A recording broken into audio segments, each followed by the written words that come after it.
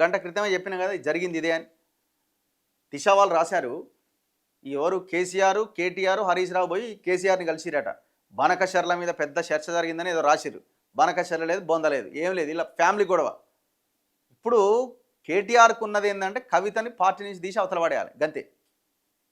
కవిత ఎదురు చూస్తుంది, పంపురు బిడ్డ నేను చూస్తా మీ సంగతి ఏందో, కేటీఆర్ని సంగతి నాకు తెలియదా అని కవిత ఎదురు చూస్తుంది. ఆమె హరీష్ ఎదురు చూస్తున్నాడు, మీ ఇద్దరిది అనుకోని మీ ఇద్దరిలో నేను నాదే ఈ పార్టీ అని ఆయన లెక్క ఆయనది సైలెంట్గా.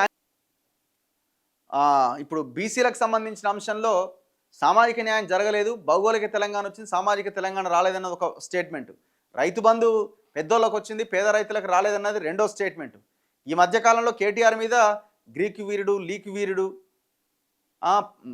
తండ్రికి నోటీసులు ఇస్తే కనీసం మాట్లాడలేదు, ఇట్లా రకరకాలుగా ఆయనని టార్గెట్ చేస్తూ వచ్చింది. ఇంకా చాలా అంశాల్లో ఫోన్ ట్యాపింగ్ విషయంలో అయితే ట్యాపింగ్ జరిగింది అనే ఒప్పుకున్నది.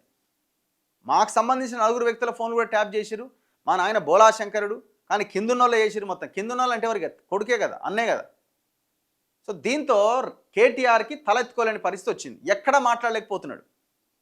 పార్టీ బలం వల్లే వచ్చింది, మా పోరాటం వల్లే వచ్చిందనేమో కవిత బుక్కగులాలు చల్లుకుంటుంది. కేటీఆర్ ఏమో వాళ్ళ మిగతా నాయకులతో ప్రెస్ మీట్లు పెట్టించి ఇది చిత్తు కాగితం, ఇది పనికిరాదు అని ఆయన. మళ్ళీ కవిత ఏడుంది, అదే పార్టీలో ఉంది, కేటీఆర్ అదే పార్టీలో ఉంది. మరి ఇంత ఫ్యామిలీలోనే ఇంత 2 రకాల అభిప్రాయాలు ఉంటే ఎట్లా అని కేటీఆర్ చాలా సీరియస్గా తండ్రి ముందు పెట్టిండట.